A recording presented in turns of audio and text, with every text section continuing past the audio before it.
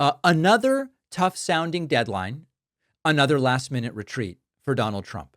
Press Secretary Caroline Leavitt announced that Donald Trump is delaying the July 9 tariff deadline to August 1st.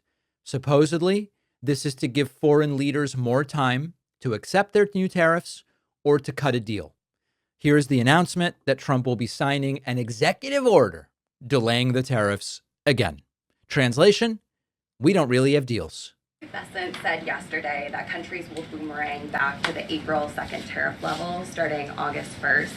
Why did the president decide to have those tariffs not take effect Wednesday as originally scheduled? And then I was also wondering if you could share, obviously we saw the letters the president sent out on Japan and South Korea, but if any other major U.S. trading partners are getting letters today. Sure, yes, I can confirm. In fact, I have those letters. If you could get me the folder with the letters in them, Liz, they're right in the previous office. So this is the clip from before. We're resetting and we're going to dig deeper into this. I have the signed letters that went out to both South Korea and Japan today. And there will be approximately 12 other countries that will receive notifications and letters directly from the President of the United States.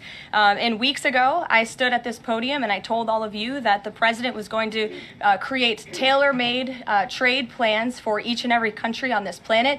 And that's what this administration continues to be focused on. The President will also sign an executive order today delaying the July 9th deadline to August 1st.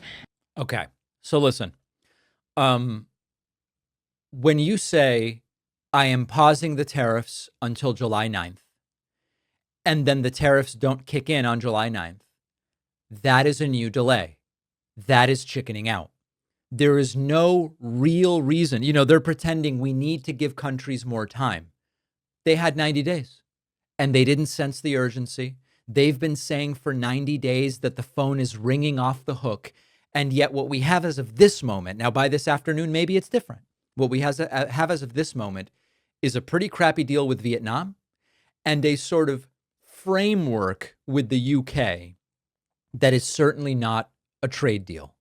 What this exposes is there is really no plan here. It's an executive order kicking the can down the road and pretending that strength is actually indecision, or that indecision is actually strength, I think better said. This is the second time in a matter of weeks that there have been threats of economic punishment, and then they back off when the consequences to the United States become clear, and the consequences are going to hit very hard.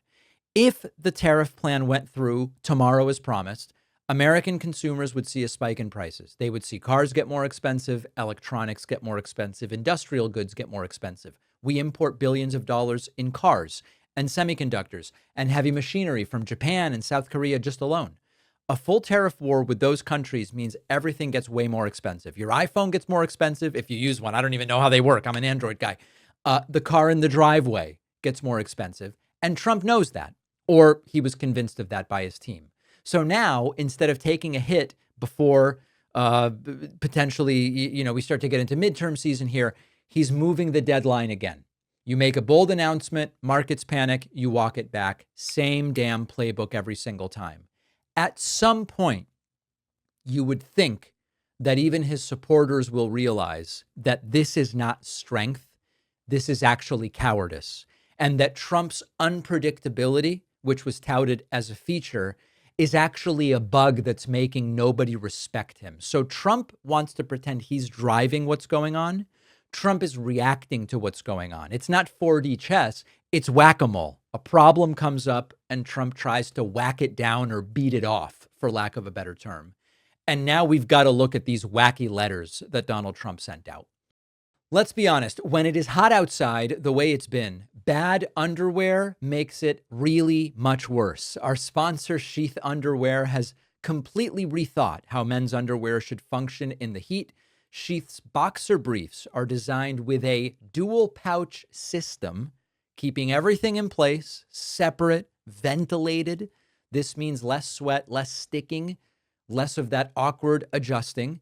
And if you're not using the pouches, the fabric alone is a game changer. Soft, stretchy, moisture wicking, now available in cooling materials like bamboo and mesh. I wear these at the gym during long work days, especially when I know it's going to be hot outside. It just keeps you dry and comfortable. And they've really raised my expectations about how good underwear can be. Wearing sheath is like having built-in climate control for the lower half of your body. Everything stays cool, dry, and where it should be. If you've never thought much about your underwear, this is the one brand that might make you start. Go to sheathunderwear.com/Pacman. Use the code Pacman for 20% off. The link is in the description.